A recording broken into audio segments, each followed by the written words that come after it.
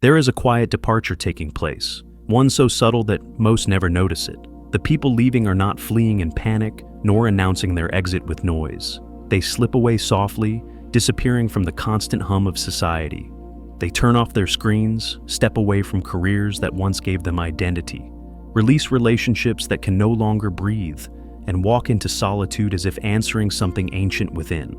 This is not rebellion. It is not rejection. It is simply the moment when consciousness grows so sharp that ordinary life begins to feel unbearable. Carl Jung foresaw this with remarkable clarity.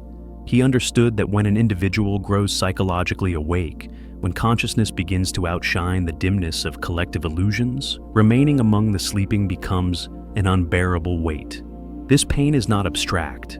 It is real, almost physical, as though the very body resists the false participation demanded by the unconscious crowd.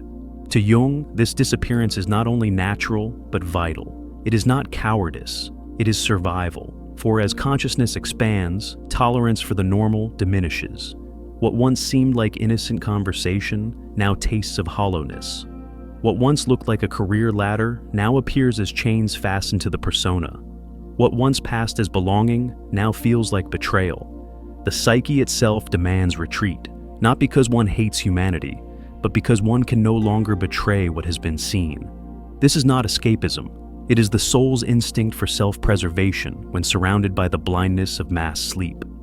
Society functions not through clarity, but through shared illusions. It is held together by collective dreams, collective shadows, unspoken agreements to deny what lies beneath. Jung saw this not as an accident, but as the very foundation of social order. Without unconsciousness, the entire system would collapse. But once a person awakens, once they see the scaffolding of shadows and the projections that people hurl at one another, they become like a foreign element, a glitch in a code that demands conformity. They stand outside the spell, and the moment you see through the spell, the enchantment no longer binds. Jung knew this curse firsthand.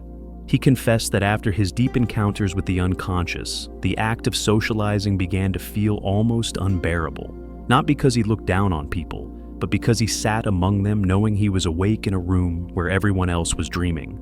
Each exchange required him to feign ignorance, to pretend he did not notice the currents of shadow and repression flowing beneath the words. He had to dim his perception just to make others comfortable.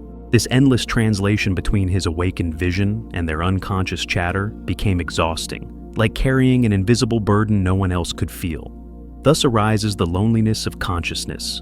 You may stand in a crowd, yet feel more isolated than if you were stranded in a desert. For you are not only separate in thought, you are separate in being. You see layers others refuse to admit exist. You recognize motives they conceal from themselves. And so, every interaction becomes an act of suppression. To stay immersed in society is to betray the light that has been kindled within. Inevitably, the awakened withdraw. It is not misanthropy. It is fidelity to truth.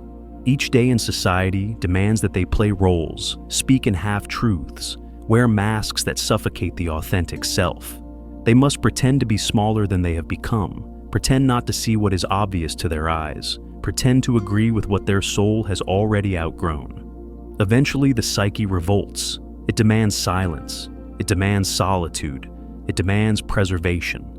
Jung noted that as individuals confront and integrate their own shadows, they can no longer bear the sight of collective shadow projection. Once you have faced the darkest parts of your own nature, you cannot unsee the madness of a culture that throws its own denied darkness onto enemies, scapegoats, and outsiders. Politics becomes a theater of shadow warfare.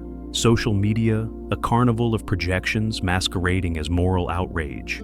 Wars themselves reveal as collective psychoses, groups of people hurling their unconsciousness at one another in the name of righteousness. The awakened do not abstain out of arrogance. They abstain because joining would mean colluding in delusion. One of Jung's students once confessed that after integrating his own shadow, his political passions vanished. He saw debates not as noble struggles for justice, but as unconscious groups projecting their unresolved darkness onto each other while pretending to hold truth. To participate felt like endorsing madness. It was no longer possible. This withdrawal is not just intellectual. It is felt in the body, in the nervous system. For as consciousness deepens, sensitivity heightens. The awakened feel the psychic violence of projection, the thick air of denial, the crushing presence of unresolved material in crowds. Jung himself found gatherings intolerable after individuation. He was not disgusted with people. He was overwhelmed by the invisible atmosphere of unacknowledged shadows swirling in the collective. And so, the first step for many is to leave the virtual arena. Social media becomes unbearable once you see it for what it is. A perpetual shadow exchange, a hall of mirrors where people wrestle with their own projections, while accusing others of being the source of their pain. Every scroll becomes an assault on the psyche. For the one who has integrated their inner darkness, it feels like watching humanity repeatedly wound itself while insisting on blaming someone else. Another threshold soon arrives, the collapse of the persona. Society thrives on performance, acceptable masks, rehearsed roles, identities stitched together by expectation. Before awakening, one plays these roles unconsciously, hardly aware of the falseness. But once you encounter the authentic self beneath all masks, the persona dies. To wear it again feels like suffocation, like being forced back into a coffin from which you have escaped. The office smile, the polite agreement, the family mask, all of it becomes unbearable. Jung felt this rupture in his own life. After confronting the depths of the unconscious, he could no longer play the role of the respectable Swiss psychiatrist with ease. He could not pretend to endorse opinions he knew were shadows in disguise. He could not sustain relationships that demanded falseness. And so, he retreated to his tower at Bollingen, a place where masks could fall away and authenticity could breathe. It was not antisocial, it was pro-truth. Awakened individuals become too real for environments addicted to performance. They are too whole for spaces that demand fragments. One executive, after deep individuation work, confessed that boardroom meetings became absurd to her. Everyone was performing the identity of executive, saying what executives were supposed to say, thinking what they were supposed to think. But her authentic self had no place in that room. She quietly left, not in anger, but in fidelity to herself. She abandoned prestige for authenticity, trading recognition for reality. This pattern is unfolding everywhere. People are leaving not because they failed society, but because they succeeded at becoming themselves.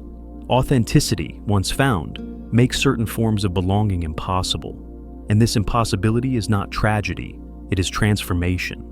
Maintaining consciousness in unconscious environments requires immense energy. Jung called it psychological labor. To sit among projections without absorbing them, to resist being pulled into the dramas of the unconscious, to translate between depth and surface, to shield one's clarity while surrounded by static.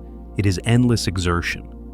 Most do not notice because they flow with the current of unconsciousness. But for the awakened, every interaction becomes swimming against a storm, and storms cannot be endured forever.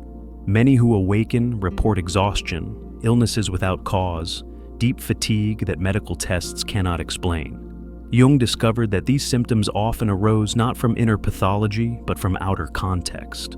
Consciousness itself was being drained by immersion in unconsciousness. One teacher he worked with developed severe fatigue, only to discover that her daily effort to maintain depth among unconscious colleagues and students had depleted her entirely.